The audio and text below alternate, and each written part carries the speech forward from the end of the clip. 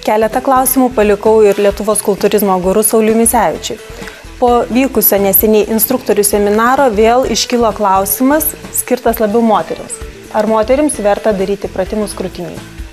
Taip, dauguma moterų, kurios atėjo į salę ir bando atsikratyti viršsvorio, galvoja, kad krūtinės, netreniruodamos jos, tiesiog išvengs pačios krūties sumažėjimą. Taip nėra, nes krentant bendram riebaliniam audiniui, be abejonės, kad krūtis, būdamas riebalinių liaukų pagrindu, jos irgi mažėja.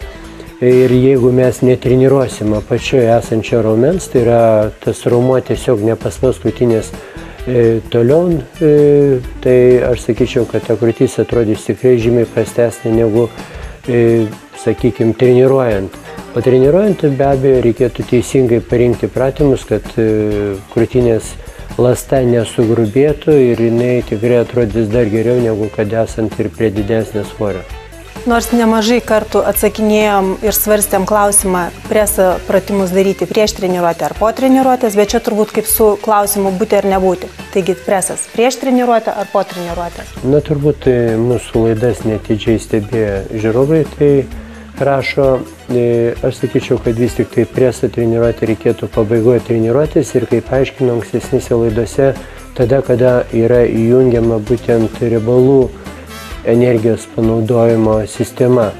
Tačiau gali būti tam tikrų išimčių, kada presą galima treniruoti pradžioje treniruotės, tai tada, kada yra treniruojama tiesiog statiniu būdu ir tiem žmonėms, kurie turi problemų su nugara. Tai yra, kuriems mirtinai reikia sutvirtinti pilvo presą ir nugarą ir ten, kalbant apie estetinį vaizdą, kad tas būtų presas matomas ar panašiai, net nėra kalbos. Tai tokia atveju dar dažnai yra stipriai akcentuojami strižiniai preso raumenys, kurie šiek tiek tiem norintiems išlaikyti taliją nelabai tinka, kad jie dominuotų, bet dėl sveikatos sveikata yra svarbiausias turtas ir kartais, kaip jau sakiau, tokios išimtis gali būti, o šiaip siūlyčiau treniruoti pabaigoje treniruotis. Dažnai tenka išgirsti klausimą ir apie mitybą. Ką valgyti, kada valgyti ir kaip valgyti. Taigi, ką valgyti prieš treniruotę, ką po treniruotės metu gerti ar negerti, jeigu gerti, tai ką? Be abejo, kad treniruočių procesas mūsų dienos bėgyje turi būti surištas ir su mityba. Jokių būdų nederėtų ateiti tuščių skrandžių į treniruotę, tai yra pavalgys prieš 4-5 valandas, tada jūsų kraujo kiekis, tai yra cukraus kiekis kraujyje būna tikrai žemas ir treniruotė bus nekokybiška ir be abejonės, kad ko gero instruktoriam teks bėgti ieškoti amoniako vidury treniruotės, kad jūs prikelt, sakykime, statyti į tam tikrą poziciją. Todėl aš sakyčiau, kad kaip turėtų atrodyti ta mityba būtent prieš ir po. Prieš treniruotę maždaug 2 valandas iki pačios treniruotės turėtų būti pavalgoma pakankamai sočiai. Racione turėtų būti didelis kiekis baltymų, angliavandeniai turėtų būti mišrūs, tai yra ir greitai pasisavintis, ir ilgai grojantis. Prieš pat treniruotę dar galbūt visai tiktų išgerti BCA amino rūgštis, suvalgyti kažkokį vaisių, greičiausiai, kad citrusinis čia būtų geriausias variantas. Bananas irgi tinka, tačiau nuo banano kai kuriem yra nepatogumas pačios treniruotės metu.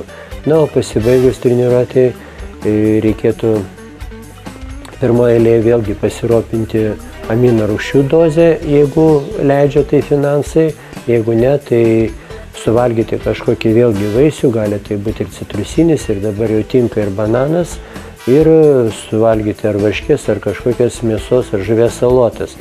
Na, pačios treniruotės procese, sakyčiau, kad vieni geria, kiti negeria, tačiau jeigu geria, tai gerkit naudingą kažkokį produktą. Šiai dienai daugumoje klubų yra mineralai, kurie atstato mineralus, kuriuos mes netenkam treniruotės metu. Jeigu jūs turite viršsvorį arba jaučiatės blogai, taip pat į tą patį gėrimą būtų galima įmaišyti L-karnitino priedą arba tą patį L-karnitiną išgerti prieš pat treniruotę, jeigu tai yra tablečių ar miltelių pavidale. Na ir treniruotės metu, kaip sakant, kušnelės po kušnelio atsigerinėti. Aišku, stebina kartais, kad klientai atsineša 2 litrus ir dar daugiau ir tu sugeba išgerti treniruotės metu. Aš sakyčiau, kad tai yra blogas stilius, nes vis tiek yra tam tikras nepatogumas ir ypatingai pabaigoje treniruotės, kada darysit pilvo presą. Na, treniruotės metu reikėtų išgerti galbūt pusę litro, na, gal šiek tiek daugiau, šiek tiek mažiau vandens, tačiau neviršykite tos normos. Jei moterims dažniausiai iškyla klausimas, kaip numesti svorį, tai vyrai neretai klausia, kaip jiems priaugti svorio. Taigi, kaip vyrams priaugti svorio? Šiaip pats priaugimo procesas turbūt yra nemažiau sudėtingas ir mūsų daugelis projektų dalyvių įsitikino, kad vis tik tai priaugti tos kilogramus, esant greitai medžiagoje apykaitai, yra tikrai pakankamai sudėtinga. Tačiau esmė yra tame, kad mes turim pirmoje eilėje pakeisti savo mitybą.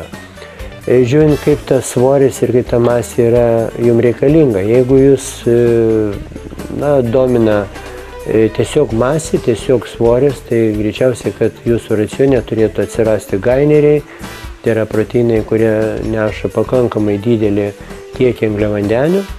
Taip pat jūsų dienos racione prie baltymų valgymo, kuris pačių baltymų turėtų būti ne mažiau 3 gramų vienam kūno kilogramui, na ir atitinkamai baltymų kiekis neturėtų būti didesnis bendro raciono kaip 30% bendro kalorijų kiekio.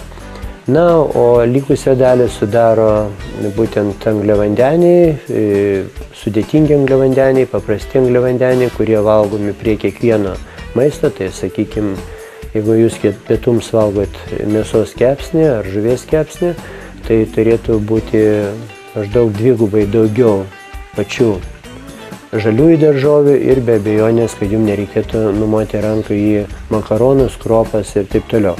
Tie, kurie stengiasi išlaikyti švarią raumeninę masę, padidinti tik tai raumenų apimtis, jų, kaip sakant, racione turėtų būti mažiau, ypatingai tų paprastų angliavandenių. O dienos bėgiai galėtų sunaudoti šiek tiek daugiau kaip 40% baltymų, apie 50% turėtų sudaryti angliavandeniai ir apie 10% būtent riebalai. Riebalai geriausia būtų, kad tai būtų neprisotintos riebiosios rūgštys, tai yra gaunami iš žuvies, iš įvairių augalinių kultūrų ir tokiu būdu mes be abejonės tą masę padidinsim. Dar vienas dalykas, kurį reikėtų, tai yra pasinaudoti tą, ką daro moteris, bandydamos numest, bet visada priauga masė, pradėti bėgioti. Tai yra bėgioti ir laikas nuo laiko, bent į savaitę vieną kartą pasilaikyti pakankamai griežtos dietos, o po to sėkmingai prisivalgyti. Nebejokit, kad šitas principas turbūt geriausiai padeda pridėti svorio. Užsiminėjai apie bėgiojimus. Vyrai klausia, kada jiems atlikti kardio treniruotės ir po kokios trukmės, kokio intensyvumo norint numesti svorį? Svoris, kaip sakoma, tokia savoka, kokio mes to svorio norim numesti. Jeigu mes stengiamės numesti riebalinį audinį išlaikydami raumenį, tai bėgiojimas turėtų vykti po jėgos treniruotės salėje ir pakankamai lėtų tempų, tai yra, kad pulsas neviršytų 120 dūžių į minutę.